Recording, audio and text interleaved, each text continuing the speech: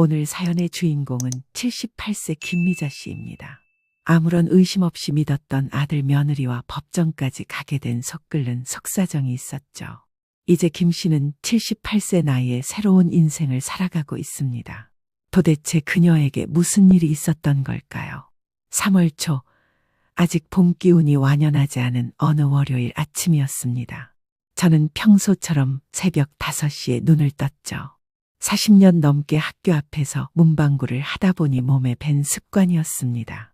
명절이나 일요일 빼고는 거의 쉬지 않고 일했으니까요. 그런데 그날따라 왼쪽 무릎이 유독 시큰거렸어요. 침대에서 일어나려는데 무릎이 꺾이지 않더라고요. 아이고, 이놈의 무릎이. 혼잣말을 하며 간신히 몸을 일으켰습니다. 화장실까지 가는 짧은 거리가 마치 먼 길처럼 느껴졌죠. 벽을 짚고 한 발 한 발 옮기는데 갑자기 무릎에서 뚝 하는 소리가 났습니다. 그 순간 온몸에 식은땀이 주르륵 흘렀어요. 병원에 가니 의사 선생님이 엑스레이 사진을 보여주며 고개를 저었습니다. 할머니, 연골이 다 닳아서 뼈끼리 부딪히고 있네요. 이제는 수술을 미룰 수가 없겠습니다. 무릎 인공관절 수술. 나이 들면 누구나 한 번쯤은 거친다고들 하지만 막상 제 차례가 되니 무서웠습니다. 28살의 남편을 잃고 혼자서 아들을 키우며 악착같이 살아왔는데 이제 와서 몸이 이렇게 망가지다니요. 수술 날짜를 잡고 집으로 돌아오는 길, 저는 아들 상철이에게 전화를 걸었습니다. 신호음이 4번 울린 후에야 아들 목소리가 들렸죠. 어머니, 무슨 일이세요? 지금 회의 중이라. 상철아, 엄마가 무릎 수술을 받게 됐어. 다음 주 수요일에. 아, 네, 수술이요? 갑자기 왜요? 아들 목소리에는 당황스러움이 묻어났습니다. 제가 평생 아픈 내색 한 번 안 했으니 놀랄만도 했죠. 저는 애써 밝은 목소리로 말했습니다. 갑자기가 아니야. 그동안 참고 있었던 거지. 의사 선생님이 더는 미룰 수 없대. 큰 수술은 아니니까 너무 걱정하지 마. 전화를 끊고 나니 왠지 모를 서운함이 밀려왔습니다. 아들이 제가 병원에 같이 가겠습니다라고 말해주길 바랐는데 그런 말은 없었거든요. 하지만 곧 제 자신을 다독였습니다. 바쁜 직장 생활하는데 어떻게 매번 엄마 일에 신경 쓰겠어. 그날 저녁 문방구 셔터를 내리고 2층 집으로 올라갔습니다. 50년 동안 제 삶의 터전이었던 이곳이 오늘따라 유독 적막하게 느껴졌어요. 혼자 먹는 저녁상이 초라해 보였고 텅 빈 거실이 더욱 쓸쓸했습니다. 수술하고 나면 당분간 문방구도 못 열겠구나. 걱정이 꼬리에 꼬리를 물었습니다. 하지만 이내 고개를 저었죠. 제가 평생 모은 재산이 있으니 병원비 걱정은 없었고 무엇보다 효자라고 소문난 아들과 착한 며느리가 있으니까요. 그날 밤 저는 수술에 대한 두려움과 가족에 대한 기대감을 안고 잠자리에 들었습니다. 수술 당일 아침 저는 혼자 택시를 타고 병원으로 향했습니다. 아들은 중요한 프로젝트 마감이 있다며 미안해했고 며느리는 학회 발표 준비로 바쁘다고 했죠. 저는 그들을 이해한다고 말했지만 마음 한구석이 허전했습니다. 수술 준비실에서 수술복으로 갈아입으며 문득 돌아가신 남편 생각이 났습니다. 여보, 당신이 살아있었다면 지금 내 손을 꼭 잡아주었겠지. 50년 전 제가 상철이를 낳을 때도 이렇게 혼자였습니다. 남편은 교통사고로 세상을 떠난 지 한 달도 안 됐을 때였죠. 마취가 들어가기 직전 간호사가 물었습니다. 보호자분은 안 오셨나요? 아들이 일이 바빠서요. 괜찮아요. 혼자 왔어요. 간호사의 눈에 안쓰러움이 스쳤지만 저는 웃어 보였습니다. 평생을 혼자 헤쳐온 길인데 이깟 수술쯤이야 뭐가 대수겠습니까? 눈을 떴을 때는 이미 회복실이었습니다. 온몸이 나른하고 무릎 쪽에서 묵직한 통증이 느껴졌죠. 옆 침대에는 딸과 사위가 지키고 있는 할머니가 계셨는데 그 모습이 왜 그리 부러웠는지 모르겠습니다. 병실로 옮겨진 후 저는 핸드폰을 확인했습니다. 아들에게서 문자가 와 있었어요. 어머니, 수술 잘 받으셨죠? 저녁에 들를게요. 하지만 저녁이 되어도 아들은 오지 않았습니다. 대신 밤 9시쯤 전화가 왔죠. 어머니, 죄송해요. 갑자기 상무님이 불러서 내일 아침 일찍 가겠습니다. 그래, 일이 먼저지. 무리하지 마. 전화를 끊고 나니 병실이 더욱 조용했습니다. 창밖으로 보이는 도시의 불빛들이 차갑게만 느껴졌어요.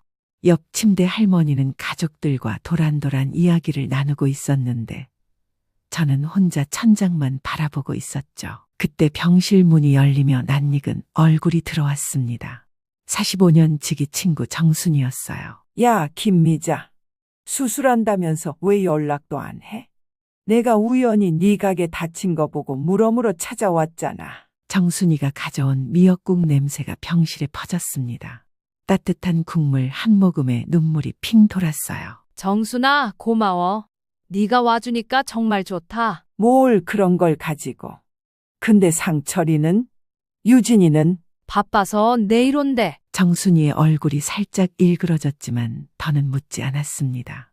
그날 밤 정순이는 밤 11시까지 제 곁을 지켜줬어요. 떠나면서도 내일 또 올게, 뭐 필요한 거 있으면 전화해라며 몇 번이나 당부했죠. 정순이가 떠난 후 저는 다시 혼자가 되었습니다. 수술 부위가 욱신거렸지만 그보다 더 아픈 건 마음이었어요.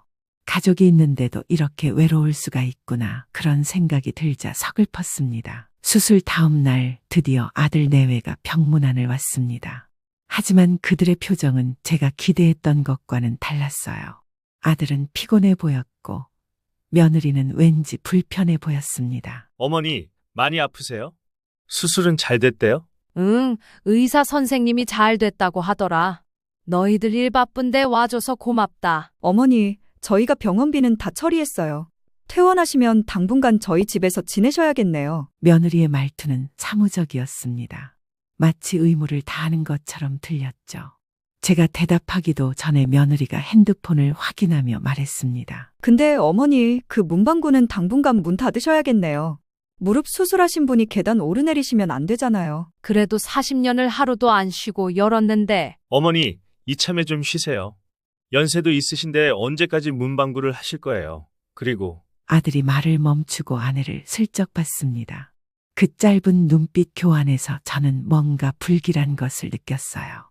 며느리가 이어서 말했습니다. 어머니도 아시다시피 요즘 문방구가 잘 안 되잖아요. 온라인으로 다 사니까 이참에 정리하시고 편히 사시는 게. 정리라니? 내가 평생 일군 가게를 정리하라고? 제 목소리가 커지자 옆 침대 환자가 쳐다봤습니다. 아들이 황급히 말했죠. 어머니, 지금은 수술하신 직후니까 이런 이야기는 나중에 해요. 일단 건강부터 회복하셔야죠. 그들은 불과 20분 만에 자리를 떴습니다. 가면서 며느리가 아들에게 속삭이는 소리가 들렸어요. 빨리 가자. 나 2시에 약속 있어. 병실 문이 닫히고 나자 저는 깊은 한숨을 내쉬었습니다.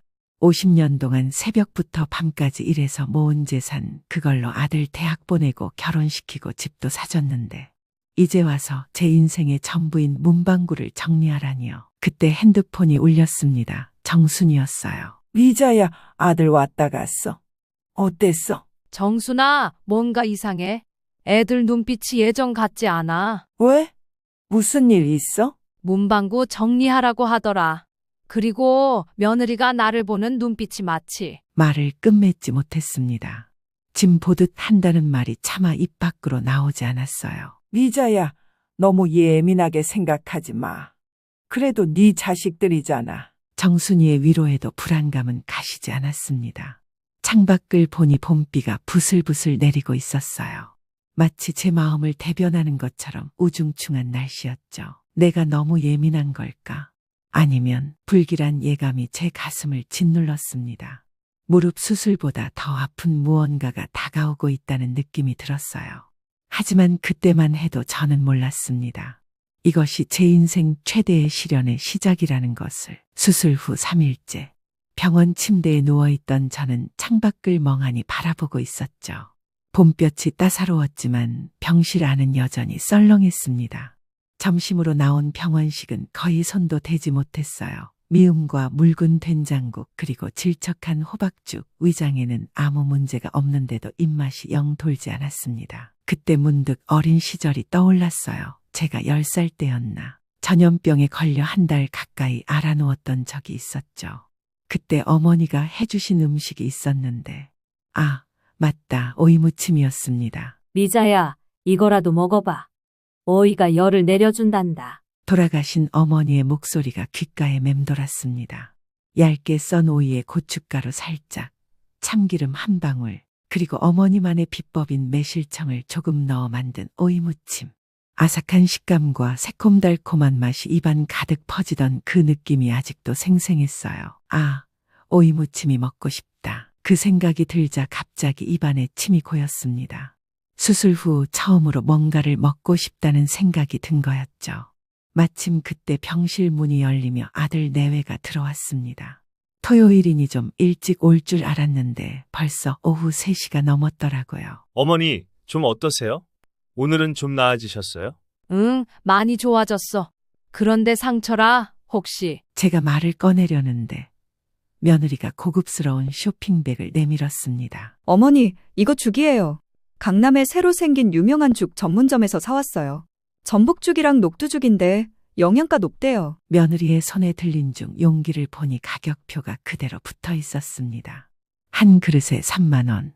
그런데 정작 제가 원하는 건 그런 게 아니었습니다. 유진아, 고맙긴 한데 혹시 오이무침 좀 해줄 수 있을까? 갑자기 그게 먹고 싶어서. 순간 며느리의 표정이 굳어졌습니다. 마치 무리한 요구를 들은 것처럼 눈썹을 찌푸렸죠. 오이무침이요? 그걸 왜? 어릴 때 아플 때마다 엄마가 해주셨거든. 오이 얇게 썰어서 고춧가루랑 참기름 넣고. 별거 아닌데 그게 그렇게 먹고 싶더라. 제가 설명하는 동안 며느리는 핸드폰을 꺼내 뭔가를 검색하기 시작했습니다. 그러더니 한숨을 푹 쉬며 말했어요. 어머니, 그리고 병원에서 아무거나 해 먹으면 안 돼요. 위생 문제도 있고. 그냥 마트에서 오이 하나만 사다가 깨끗이 씻어서. 어머니, 유진이 말이 맞아요. 병원에서는 검증된 음식만 드셔야 해요. 이 죽도 비싸긴 한데 좋은 재료로 만들었대요. 아들마저 며느리 편을 들자 저는 더 이상 말을 잇지 못했습니다. 고작 오이 하나 썰어달라는 게 그렇게 무리한 부탁이었을까요? 가슴이 먹먹해졌지만 애써 웃으며 고개를 끄덕였습니다. 그래, 너희 말이 맞다. 내가 괜한 걸 부탁했네. 하지만 마음 한구석에서는 서운함이 치밀어 올랐습니다. 3만 원짜리 죽은 사다 주면서 정작 제가 원하는 소박한 오이무침 하나는 만들어줄 수 없다니. 그것도 평생 재산을 모아 아들 뒷바라지한 어미한테 말이죠. 그날 저녁 7시쯤 저녁 회진을 마친 후 저는 혼자 병실에 앉아 있었습니다. 아들 내외는 약속이 있다며 일찍 가버렸고 3만 원짜리 전복죽은 한 숟갈도 넘기지 못한 채 식탁 위에 놓여 있었죠. 문득 정순이가 생각나 전화를 걸었습니다. 미자야, 저녁은 먹었어? 내일 아침에 갈게. 정순아, 나 갑자기 오이무침이 먹고 싶은데. 제 목소리에 울먹임이 섞여 있었나 봅니다.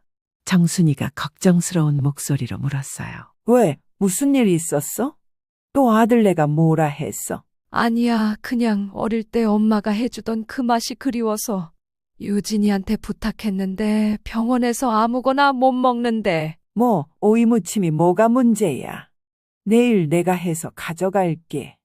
딱 네가 좋아하는 그 맛으로. 정순이와 통화를 끝내고 나니 조금 위로가 되었습니다. 그런데 바로 그때 복도에서 익숙한 목소리가 들려왔어요. 며느리 유진이었습니다. 아마 병원 복도에서 누군가와 통화하는 모양이었죠. 아니, 글쎄 오이무침을 해달래. 이 시대에 누가 그런 걸 직접 만들어 먹어? 그냥 반찬 가게에서 사 먹으면 되는데. 저는 귀를 의심했습니다.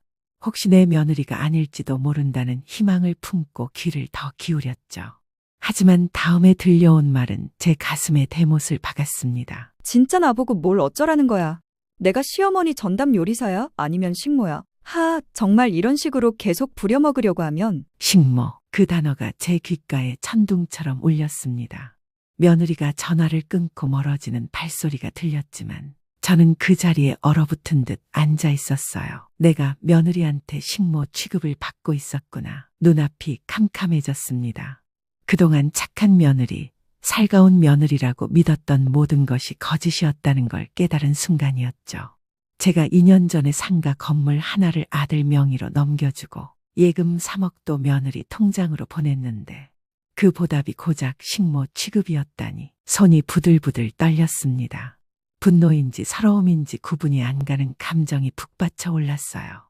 그때 병실 문이 열리며 간호사가 들어왔습니다. 할머니, 혈압 재러 왔어요.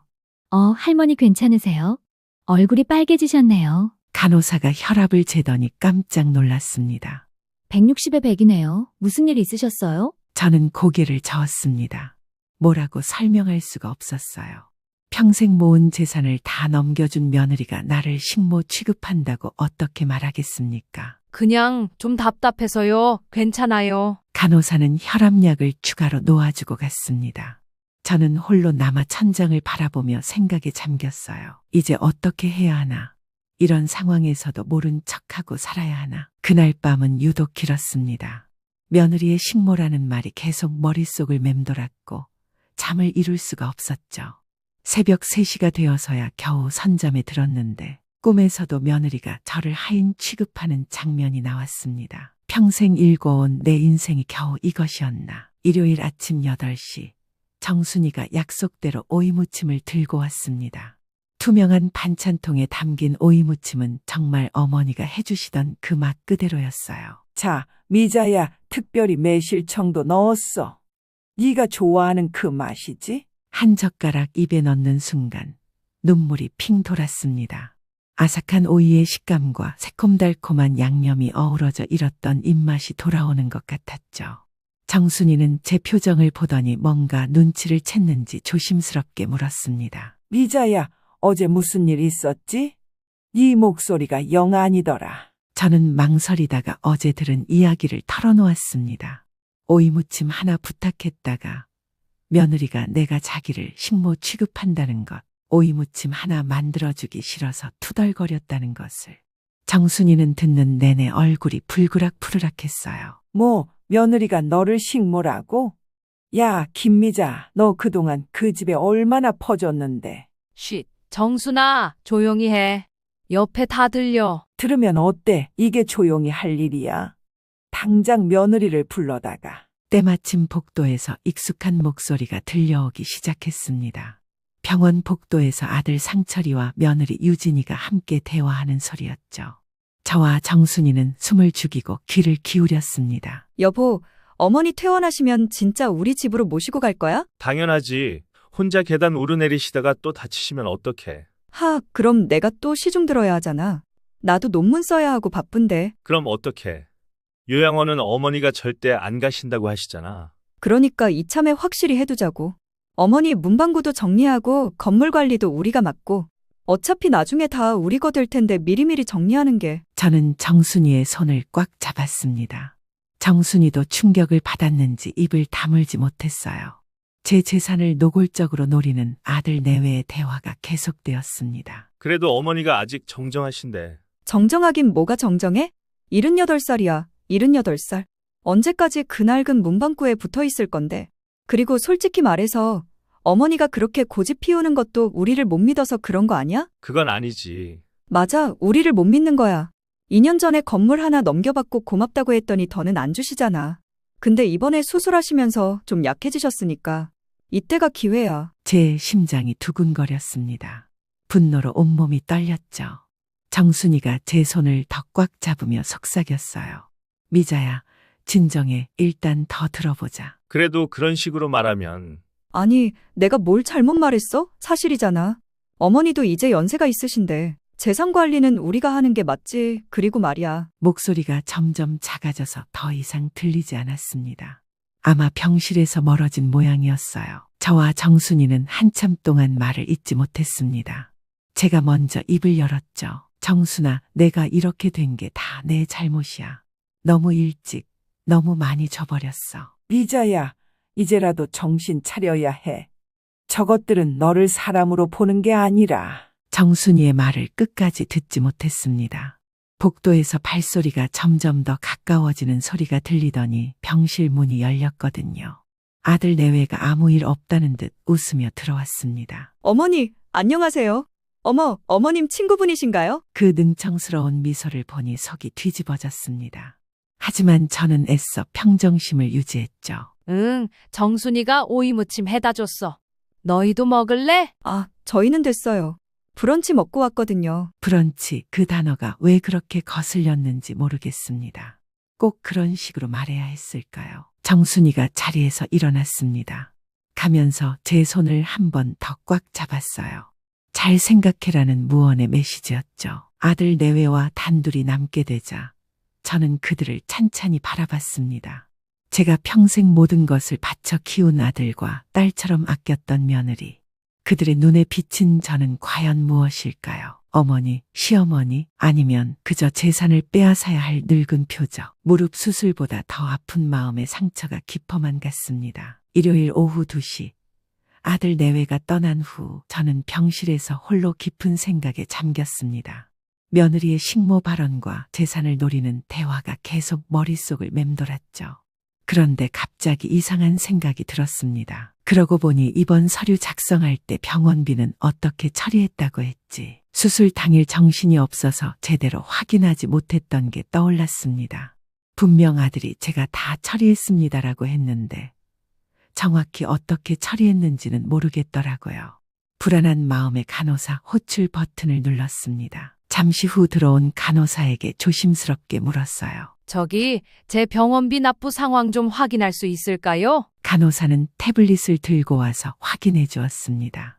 그런데 화면을 보던 간호사의 표정이 묘하게 변했어요. 할머니, 병원비가 아직 미납 상태로 나오는데요. 수술비랑 입원비 합쳐서 800만 원 정도가 아직. 제 귀를 의심했습니다. 분명 며느리가 병원비는 다 처리했다고 했는데. 잠깐만요. 우리 아들이 처리했다고 했는데. 다시 한번 확인해 주세요. 간호사가 원무과에 전화를 걸어 확인했습니다. 그리고 돌아온 대답은 충격적이었죠. 할머니, 보호자분이 입원 보증금 200만 원만 내시고 나머지 600만 원은 보험 처리 후 정산하겠다고 하셨대요. 순간 머리가 하얘졌습니다. 제가 2년 전에 3억을 며느리 통장에 넣어줬는데 나머지 병원비도 미룬다고요. 아, 네, 알겠습니다. 감사합니다. 간호사가 나간 후 저는 침대에 힘없이 주저앉았습니다. 그때 문득 더 확인해봐야 할 것들이 떠올랐어요. 혹시 제가 준 돈을 어떻게 쓰고 있는지, 제 명의로 된 다른 재산들은 잘 있는지. 떨리는 손으로 핸드폰을 꺼내 은행 앱을 열었습니다. 다행히 비밀번호는 기억하고 있었죠. 그런데 계좌를 확인하는 순간 또 한 번 충격을 받았습니다. 제 주거래 통장에 남은 잔액이 겨우 500만 원. 이게 뭐지? 분명 월세 수입으로 매달 400만 원씩은 들어오는데 거래 내역을 살펴보니 더욱 놀라웠습니다. 지난 3개월간 매달 정기적으로 150만 원씩 자동이체가 되고 있었어요. 이체 계좌를 확인해보니 며느리 한유진 명의였습니다. 언제 이런 자동이체를 만들었지? 기억을 더듬어보니 올해 초에 며느리가 어머니 통장 관리가 힘드시면 제가 도와드릴게요라며 공인인증서를 만들어준 적이 있었습니다. 그때 생활비 관리라면서 서류에 도장을 찍었는데 설마 그때 자동이체 신청서였나요? 가슴이 두근거렸습니다. 혹시 또 다른 것들도 불안한 마음에 부동산 등기부등본을 확인할 수 있는 앱을 열었습니다. 다행히 문방구 건물과 다른 상가 건물은 아직 제 명의로 되어 있었어요. 하지만 안심하기엔 일렀습니다. 작년에 아들이 어머니, 나중에 상속세 때문에 문제될 수 있으니 미리 준비해두는 게 좋아요라며 가져간 서류들이 떠올랐거든요. 그때 무슨 서류였는지 제대로 확인도 안 하고 도장만 찍어줬는데 내가 너무 바보 같았구나. 자식이라고 너무 믿었어. 그때 병실 문이 열리며 정순이가 들어왔습니다. 오늘도 친구가 병문안 오기로 한 날이었거든요. 제 표정을 본 정순이가 놀라서 물었죠. 미자야, 무슨 일이야? 안색이 왜 이래? 저는 방금 발견한 사실들을 정순이에게 털어놓았습니다. 병원비 미납, 자동이체, 그리고 의심스러운 서류들까지. 정순이는 듣는 내내 주먹을 불끈 쥐었어요. 이런 나쁜 놈들. 미자야, 이제 정신 차려야 해. 더 늦기 전에. 미자야, 어제 집에 가서 밤새 생각해봤어. 우리 동네에 사는 김 변호사 있잖아. 걔한테 물어봤더니 이런 경우가 꽤 많대. 정순이가 가방에서 핸드폰을 꺼냈습니다.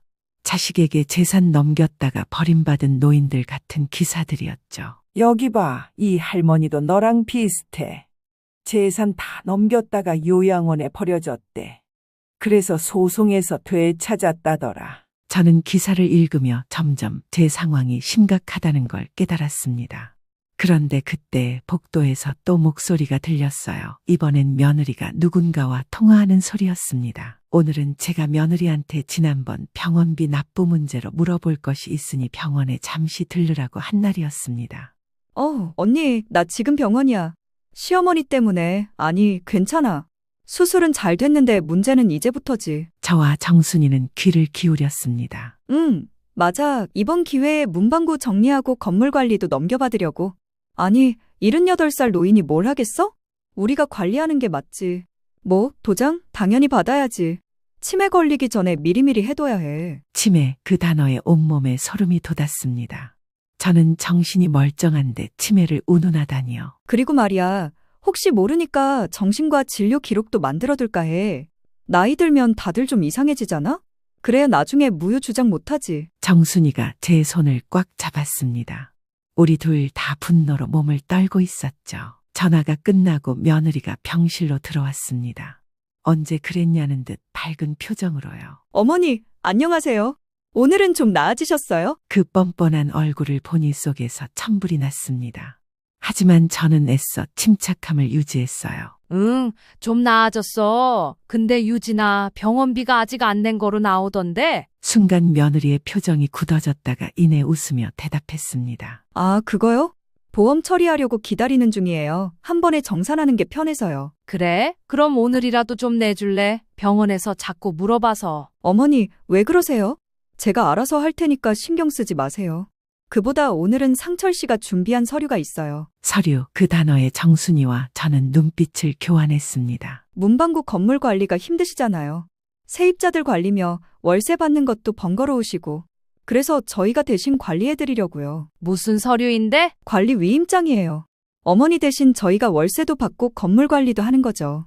어머니는 편하게 계시면 돼요. 저는 단호하게 고개를 저었습니다. 됐어. 내가 알아서 할게. 어머니, 무릎도 안 좋으신데 어떻게 관리하세요?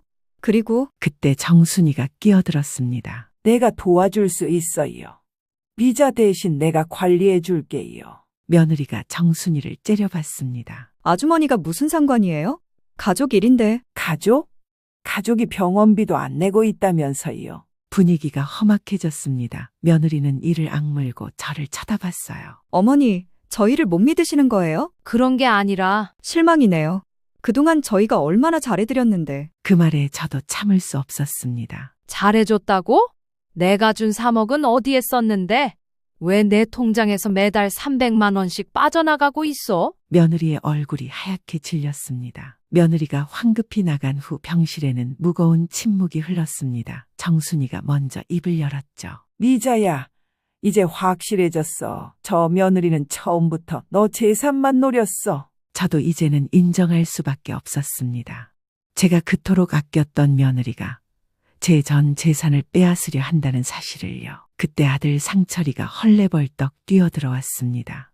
아마 며느리가 연락했나 봅니다. 어머니, 유진이한테 들었어요. 왜 그런 오해를? 오해가 아니야. 상철아, 너도 다 알고 있었지? 내 재산 다 가져가려는 계획. 어머니, 그게 아니라 저희는 그저 어머니를 도와드리려고. 그만해. 더 이상 듣고 싶지 않아. 아들은 당황한 표정으로 저를 바라봤습니다. 그러더니 갑자기 무릎을 꿇었어요. 어머니, 제가 잘못했어요. 유진이가 하도 그러니까 저도 모르게. 일어나. 무릎 꿇는다고 달라질 게 없어. 그때였습니다. 아들의 주머니에서 서류가 삐죽 나와 있는 게 보였어요. 저는 재빨리 낚아챘습니다. 이게 뭐야? 어디 보자. 저는 얼굴이 파랗게 질렸습니다. 서류를 건네받아 보니 부동산 매매 위임장이었습니다. 제 도장을 찍는 란이 있었고 매매 대리인은 이상철과 한유진으로 되어 있었죠. 이게 뭐니? 어머니, 그건 나중을 위해서. 나중? 내가 죽기를 기다린다는 거니? 제 목소리가 병실 밖까지 울려 퍼졌습니다. 옆방 환자들이 고개를 내밀 정도였죠. 아니에요. 그게 아니라. 됐어. 나가. 다시는 오지 마. 병실 문이 열리고 며느리가 들어왔습니다. 이제 가식적인 미소마저 사라져 있었습니다. 어머니, 너무 오해가 깊으신 것 같아요. 저희가 정말로 어머니를 위한 건데. 그래, 너희가 날 위한다고? 그럼 당장 그 변호사한테 전화해서 취소해. 내가 듣는 데서. 며느리가 당황했습니다. 무슨 변호사요? 지난번에 통화한 거 다 들었어. 30억? 내 재산이 너희한테는 그냥 숫자구나. 어머니, 나가. 둘 다 나가. 그리고 내일부터 오지 마. 내가 변호사를 만날 거야. 그들은 망연자실한 표정으로 병실을 나갔습니다. 문이 닫히고 저는 정순이를 바라봤습니다. 정순아, 이제 시작이야. 내 인생을 되찾을 시간이야. 창밖으로 봄비가 그치고 해가 비치기 시작했습니다. 마치 제 마음에 먹구름이 걷히는 것처럼요. 화요일이었습니다. 정순이의 주선으로 드디어 변호사를 만나게 되었습니다. 최은영 변호사. 정순이네 미용실 단골 손님의 딸이라고 했죠. 30대 후반의 젊은 여성 변호사가 병실로 직접 찾아왔을 때 저는 왠지 모를 신뢰감을 느꼈습니다. 안녕하세요. 어머니 최은영 변호사입니다. 어머니 사정은 박 사장님께 대략 들었습니다만 자세히 한번 더 들어봐야 할 것 같아요. 단정한 검은색 정장에 온화한 미소. 하지만 그 눈빛에는 날카로움이 서려 있었습니다. 저는 처음부터 차근차근 이야기를 시작했죠. 28살의 남편을 잃고 문방구로 시작한 제 인생. 그리고 2년 전 상가 건물 하나와 현금 3억을 넘겨준 일까지. 최은영 변호사는 중간중간 메모를 하며 진지하게 들어주었습니다. 특히 제가 자동이체 내역과 부동산 매매 위임장 이야기를 할 때는 눈빛이 더욱 예리해졌죠. 어머니, 혹시 그때 넘겨주신 재산에 대해 어떤 조건이나 약속이 있었나요? 글쎄요, 특별한 계약서 같은 건 없었어요. 그냥 엄마 노후는 우리가 책임질게요라는 말만 믿고. 구두 약속도 중요합니다. 그리고 어머니, 혹시 자동이체 신청서나 다른 서류들 복사본 있으신가요? 정순이가 옆에서 거들었습니다. 변호사님, 지난번에 녹음한 것도 있어요. 며느리가 변호사한테 전화하면서 30억 어쩌고 하는. 최은영 변호사의 표정이 진지해졌습니다. 정순이가 핸드폰을 꺼내 녹음 파일을 들려주자 변호사는 고개를 끄덕였어요. 이건 아주 중요한 증거가 될 수 있습니다. 어머니, 제가 보기엔 이 사건은 충분히 승산이 있어요. 크게 두 가지 방향으로 접근할 수 있습니다. 변호사는 노트에 도표를 그리며 설명했습니다. 첫째, 이미 넘어간 재산에 대해서는 부양의무 불이행을 이유로 한증여 해제를 주장할 수 있고요. 둘째, 현재 진행 중인 자동이체나 위임장 거는 무효 확인 소송을 제기할 수 있습니다. 저는 떨리는 목소리로 물었습니다. 정말 가능할까요? 자식한테 준 걸 다시 돌려받는다는 게. 어머니, 이건 욕심이 아니에요. 정당한 권리를 찾는 겁니다. 법은 어머니 같은 분들을 보호하기 위해 존재해요. 그때 병실 문이 벌컥 열렸습니다. 며느리 유진이었어요. 변호사를 보자 잠시 당황한 표정을 지었지만 이내 차갑게 물었습니다. 누구세요? 최은영 변호사입니다. 김미자 어르신의 법률 대리인이죠. 순간 며느리의 얼굴이 하얗게 질렸습니다. 변호사? 어머니, 이게 무슨... 유진아, 이제 모든 이야기는 최 변호사님을 통해서 해. 며느리가 이를 악물고 저를 노려봤습니다. 그 눈빛에서 처음으로 진짜 모습을 본 것 같았어요. 지금까지의 가식적인 미소는 온데간데 없고 차가운 저기만 남아있었죠. 최은영 변호사가 떠난 후 저는 정순이와 함께 본격적인 준비에 들어갔습니다. 변호사가 필요하다고 한 서류들을 하나하나 정리하기 시작했죠. 미자야, 일단 너희 집에서 서류들을 가져와야 해. 내가 대신 가줄까? 아니야, 내가 직접 가야 해.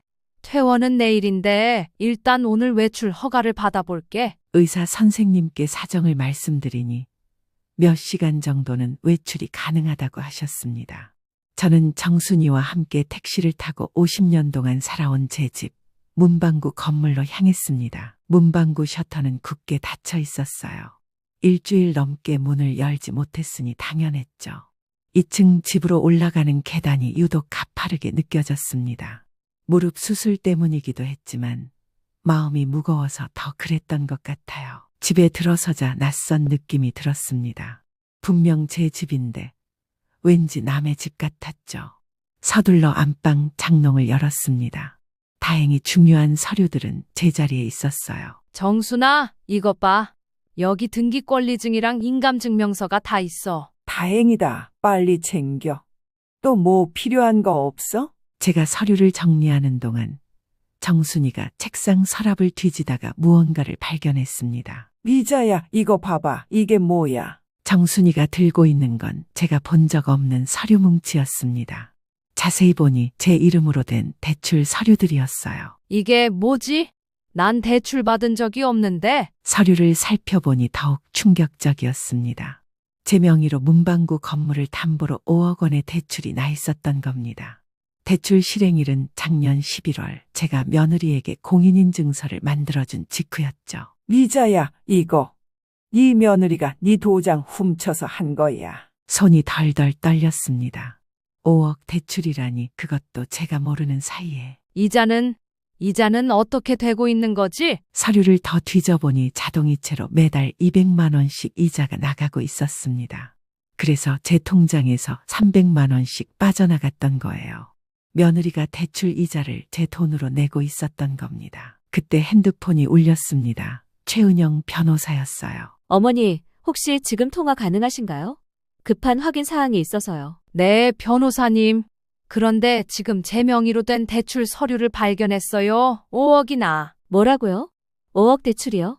어머니가 직접 하신 게 아니고요. 네, 전혀 몰랐어요.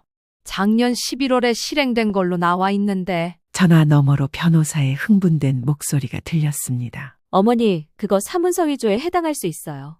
당장 그 서류들 다 가져오세요. 이제 민사만이 아니라 형사 고발도 가능합니다. 형사 고발. 그 말에 잠시 망설여졌습니다. 아무리 미워도 내 자식인데. 하지만 정순이가 제 어깨를 잡으며 말했어요. 미자야, 정신 차려. 저 자식들은 이미 너를 가족으로 생각 안 해. 그냥 돈줄로만 봤어. 수요일 오전 드디어 퇴원하는 날이었습니다. 하지만 기쁘지 않았어요. 어디로 가야 할지 막막했거든요. 집으로 가자니 혼자 계단을 오르내릴 자신이 없었고 그렇다고 아들 집으로 갈 수도 없었죠. 그때 아들 내외가 병실로 들어왔습니다. 표정이 이전과는 완전히 달랐어요. 더 이상 가식적인 미소도 거짓 걱정도 없었습니다. 어머니, 퇴원 축하드려요. 짐은 저희가 다 싸놨습니다. 뭔가 이상했습니다. 제 짐을 왜 그들이 싸놨다는 거죠? 어디로 가는 건데? 어머니가 편하게 지내실 곳으로요. 저희가 다 알아봤어요. 그들이 내민 것은 요양원 입소 계약서였습니다. 제 눈앞이 캄캄해졌어요. 요양원? 내가 왜 요양원에 가야 하는데? 어머니, 이제 혼자 생활하시기 힘드시잖아요. 무릎도 안 좋으시고. 난 안 가. 절대 안 가. 제가 소리를 지르자 한유진이 차갑게 말했습니다. 어머니, 이미 다 결정된 일이에요. 어머니가 변호사까지 부르시니 저희도 가만히 있을 수 없죠. 그 순간 병실 문이 벌컥 열리며 최은영 변호사가 들어왔습니다. 어머니, 긴급 가처분이 인용됐습니다. 신청하고 기다렸었는데 법원에서 긴급성을 인정해 주셨어요. 마침 복도에 있던 아들 내외가 황급히 병실로 들어왔습니다. 서류를 내밀었습니다. 아들 내외의 얼굴이 사색이 되었죠. 이게 무슨... 그리고 한 가지 더. 어르신 명의로 불법 대출을 실행한 건에 대해 사문서 위조 및 사기죄로 형사 고발할 예정입니다. 한유진이 비명을 질렀습니다. 뭐라고요? 고발? 우리가 가족인데? 가족이 5억을 훔쳐서 빼갑니까? 가족이 어머니를 강제로 요양원에 보내려 합니까? 저는 침대에서 일어나 아들을 똑바로 바라봤습니다. 상철아, 마지막으로 묻겠다. 정말 엄마를 요양원에 보내려고 했니? 아들은 대답하지 못했습니다. 그저 고개를 숙인 채 바닥만 보고 있었죠. 그 침묵이 답이었습니다. 그래, 알았다. 이제 정말 끝이구나. 저는 최은영 변호사를 향해 돌아섰습니다. 변호사님, 모든 걸 다 되찾고 싶어요. 하나도 빠짐없이요. 네, 어머니, 제가 끝까지 도와드리겠습니다. 아들 내외는 망연자실한 표정으로 병실을 나갔습니다. 가면서 한유진이 악에 받쳐 소리쳤어요. 후회할 거예요. 가족을 고발하다니. 하지만 저는 흔들리지 않았습니다. 미자야, 이제 어디로 갈 거야? 일단 집으로 가자. 내 집으로. 거기서 다시 시작하는 거야. 창밖으로 봄 햇살이 따스하게 비치고 있었습니다. 긴 겨울이 끝나고 마침내 제 인생에도 봄이 오고 있었죠. 소송이 시작된 지 8개월 후인 11월 중순, 드디어 1심 판결 선고일이 다가왔습니다. 그동안 수차례의 변론기일과 증거조사를 거쳤죠. 서울중앙지방법원 407호 법정. 저는 새벽부터 일어나 준비했습니다. 50년 만에 처음 입어보는 정장이 어색했지만 오늘만큼은 당당해 보이고 싶었습니다. 법정에 들어서니 이미 아들 내외가 와 있었습니다. 석 달 사이에 많이 야윈 모습이었어요. 특히 며느리 유지는 그 화려했던 모습은 온데간데 없고 수척한 얼굴로 앉아 있었죠. 재판이 시작되고 최은영 변호사가 일어섰습니다. 재판장님, 원고 김미자 씨는 평생을 문방구 운영으로 모은 재산을 자녀들에게 증여했으나 피고들은 이를 악용하여 원고를 경제적, 정신적으로 학대했습니다. 최 변호사는 차분하면서도 힘있는 목소리로 증거들을 제시했습니다. 불법 대출 서류, 자동이체 내역, 그리고 결정적으로 정순이가 녹음한 파일까지 법정의 목소리가 울려 퍼졌습니다. 네, 맞아요. 문방구 건물이랑 상가 건물 2채요. 시가로 따지면 한 30억 정도? 방청석에서 웅성거리는 소리가 들렸습니다. 판사도 인상을 찌푸렸죠. 상대 측 변호사가 반박했습니다. 피고들은 어머니를 위해 최선을 다했습니다. 병원비도 대신 내주고. 그때 최은영 변호사가 서류를 들어보였습니다. 병원비요? 여기 병원 측 확인서가 있습니다. 미납 상태였다가 가처분 결정 후에야 납부했다고 나와 있습니다. 아들 내외의 변호사가 당황하는 게 보였습니다. 판사가 저에게 물었습니다. 원고, 직접 하실 말씀이 있습니까? 저는 떨리는 다리를 붙잡고 일어섰습니다. 재판장님, 저는 남편을 잃고 혼자서 아들을 키웠습니다. 새벽 4시에 일어나 밤 11시까지 일했어요. 그렇게 50년을 살았습니다. 법정이 조용해졌습니다. 저는 눈물을 참으며 계속했죠. 제가 원한 건 거창한 게 아니었어요. 아플 때 곁에 있어주고 오이무침 하나 만들어주는 그런 가족이면 됐습니다. 하지만 그들은 저를 가족이 아닌 돈줄로만 봤어요. 제 말을 듣던 아들이 고개를 숙였습니다. 저는 이제 제 삶을 되찾고 싶습니다. 제가 땀 흘려 일군 것들을 지키고 남은 인생을 제 의지대로 살고 싶습니다. 자리에 앉으니 정순이가 제 손을 꼭 잡아주었습니다. 판사가 말했습니다. 피고 이상철, 한유진 마지막으로 할 말이 있습니까? 아들이 일어섰습니다. 그리고 뜻밖의 말을 했죠. 죄송합니다. 정말 죄송합니다, 어머니. 그 한마디에 법정이 술렁였습니다. 며느리가 황급히 아들의 옷을 잡아당겼지만 아들은 계속했습니다. 저희가 잘못했습니다. 어머니, 재산에 눈이 멀어 정말 죄송합니다. 12월 초 드디어 1심 판결 선고일이 되었습니다. 법원 앞에서 정순이와 최은영 변호사를 만났을 때 왠지 모를 떨림이 있었죠. 8개월 동안의 긴 싸움이 오늘로 일단락된다고 생각하니 긴장되면서도 후련했습니다. 법정에 들어서니 방청석이 꽤 차 있었습니다. 우리 동네 문방구 단골 아주머니들도 몇 분 오셨더라고요. 다들 저를 응원하러 온 거였습니다. 판사가 입장하고 모두 자리에서 일어섰습니다. 그리고 드디어 판결문 낭독이 시작되었죠. 사건 번호 2024 가압증여계약 해제 등 청구 사건 1심 판결을 선고합니다. 심장이 두근거렸습니다. 정순이가 제 손을 더 세게 잡았어요. 원고의 청구를 모두 인용한다. 피고들은 연대하여 원고에게 2022년 증여받은 서울 마포구 소재 상가 건물의 소유권 이전 등기를 말소하라. 이 금 3억 원 및 이에 대한 지연손해금을 지급하라. 순간 머릿속이 하얘졌습니다. 이겼다. 적어도 1심에서는 이긴 겁니다. 판사는 계속해서 말했습니다. 또한 피고 한유진의 사문서 위조 및 사기 혐의에 대해서는 검찰에 고발할 것을 권고한다. 법정이 웅성거렸습니다. 며느리의 얼굴은 사색이 되었고 충격을 받은 듯 자리에 주저앉았죠. 판결 이유를 설명하는 판사의 목소리가 법정에 울려 퍼졌습니다. 피고들은 원고의 신뢰를 이용하여 재산을 증여받았음에도 원고에 대한 부양의무를 현저히 해태했을 뿐 아니라 원고 명의로 무단 대출을 실행하는 등 배임 행위를 했다. 이는 증여의 기초가 된 신뢰관계를 근본적으로 파괴한 것으로 최은영 변호사가 저를 돌아보며 환한 미소를 지었습니다. 어머니, 1심에서 완승했어요. 상대방이 항소하지 않으면 이대로 확정됩니다. 미자야, 우리가 이겼어. 드디어 이겼다고. 정순이는 제 어깨를 붙잡고 울먹였습니다. 저도 참았던 눈물이 터져나왔죠. 법정을 나오면서 뒤를 돌아보니 아들이 망연자실한 표정으로 앉아 있었습니다. 며느리는 이미 뛰쳐나간 후였고요. 잠시 마음이 아팠지만 이것이 그들이 선택한 길의 결과였습니다. 법원 밖으로 나오니 한여름 햇살이 눈부시게 쏟아졌습니다. 자, 이제 축하 파티나 하자. 오늘은 내가 쏜다. 어머니, 정말 수고하셨어요. 이제 어머니 재산 다시 찾으실 수 있어요. 저는 두 사람을 번갈아 보며 말했습니다. 고마워요. 정말로 여러분이 없었다면 불가능했을 거예요. 판결 후 6개월이 지난 후 저는 다시 문방구 문을 열었습니다. 무릎도 완전히 회복되었고 무엇보다 마음이 건강해졌죠. 아침 7시 셔터를 올리자 추운 겨울 공기가 들어왔습니다. 하지만 전혀 춥지 않았어요. 오히려 상쾌했죠. 미자 할머니, 문방구 다시 여셨네요. 동네 초등학생들이 반갑게 인사했습니다.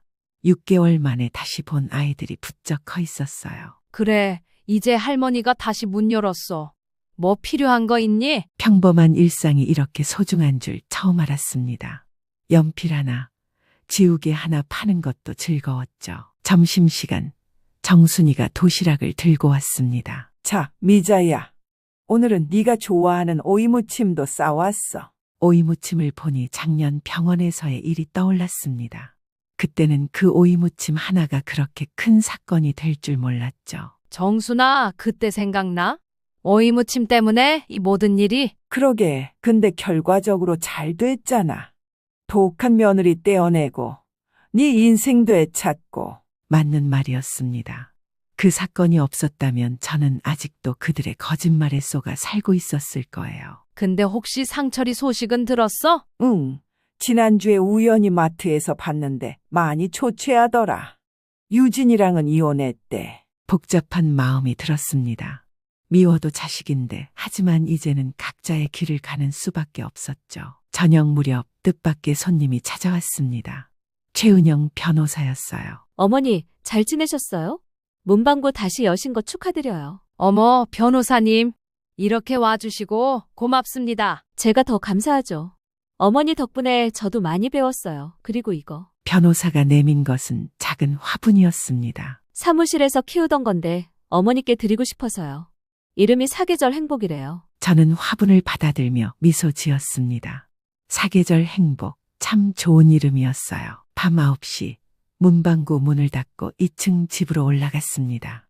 혼자 먹는 저녁이었지만 전혀 외롭지 않았어요. 창밖을 보니 겨울밤 별들이 반짝이고 있었습니다. 문득 생각했죠. 78년 인생에서 지금이 가장 평화롭고 행복한 시간이라고. 핸드폰이 울렸습니다. 모르는 번호였어요. 여보세요? 아들 상철이었습니다. 6개월 만에 듣는 목소리였죠. 어머니, 저예요. 잘 지내세요? 응. 죄송해요. 정말 이제야 깨달았어요. 제가 얼마나 큰 잘못을 했는지. 저는 한참 말이 없었습니다. 상철아, 시간이 필요해. 너도 나도. 네, 알겠습니다. 그저 건강하세요, 어머니. 전화를 끊고 나니 눈물이 났습니다. 미움도 그리움도 아닌 그저 삶의 아이러니에 대한 눈물이었을까요? 하지만 저는 더 이상 과거에 매이지 않기로 했습니다. 내일은 또 새로운 하루가 시작될 테니까요. 창밖에 별을 보며 생각했습니다. 78세에 찾아온 이 늦은 봄날이 어쩌면 제 인생에서 가장 아름다운 계절일지도 모른다고. 그날 밤 저는 정말 오랜만에 편안하게 잠들었습니다. 내일 아침에도 문방구 문을 열고 아이들을 맞이하고 평범한 하루를 살아갈 제 모습을 그리며. 오늘 이야기의 주인공은 74세 박영자 씨입니다. 평생 아들 셋만을 위해 살아온 한 어머니가 집에서 쓰러졌는데 그 누구도 달려오지 않았습니다. 오후 2시 박 씨는 거실에 오래된 형광등을 바꾸려고 의자를 밟고 올라갔습니다. 그런데 형광등을 교체하다가 의자에서 미끄러져 거실 바닥으로 그만 떨어지고 말았습니다. 허리를 심하게 삐끗해서 혼자서는 도저히 일어날 수가 없었습니다. 차가운 거실 바닥에 엎드린 채 간신히 핸드폰을 집어들었습니다. 가장 먼저 떠오른 사람은 첫째 아들 대수였습니다. 50년을 살아온 대수는 박 씨가 가장 아끼는 아들이었습니다. 대수야, 제발 받아라. 하지만 신호음만 계속 울릴 뿐이었습니다. 박 씨는 문자를 보냈습니다. 대수야, 엄마야. 엄마가 넘어져서 혼자 못 일어나겠다. 좀 와줘. 30분을 기다려도 답장은 오지 않았습니다. 할 수 없이 둘째 아들 중수에게 전화를 걸었습니다. 여보세요. 중수야, 엄마야. 엄마, 무슨 일이세요? 엄마가 거실에서 넘어져서 혼자 못 일어나겠어. 좀 와줄 수 있니? 전화 너머로 한숨 소리가 들렸습니다. 어머니, 형한테 연락하셨어요? 형한테 연락했는데 안 받아. 그럼 막수한테 연락해보세요. 저는 치킨집 장사 준비 중이에요. 중수야, 제발 좀 와줘. 엄마 혼자 힘들어. 엄마, 저 정말 바빠요. 형이나 막수한테 연락하세요. 그렇게 말하고는 전화를 끊어버렸습니다. 박 씨는 당황스러웠습니다. 마지막 희망인 셋째 아들 막수에게 전화를 걸었습니다. 여보세요? 엄마가 어쩐 일이세요? 막수야, 엄마 좀 도와줘. 형광등 바꾸다가 떨어져서 못 일어나겠어. 어머니, 형들은 뭐 하는데요? 전화를 안 받거나 바쁘다고 해. 엄마, 죄송한데 저희도 오늘 급한 일이 있어서 오후에 나갈 수가 없어요. 막수야, 엄마가 지금 거실 바닥에 누워 있다고. 어떻게 그럴 수 있니? 엄마, 형들한테 계속 연락해 보세요. 저는 정말 어려워요. 막수도 그렇게 말하고는 전화를 끊었습니다. 박 씨는 믿을 수 없었습니다. 평생 금덩어리처럼 키운 아들 셋이 모두 어머니를 외면하다니 말입니다.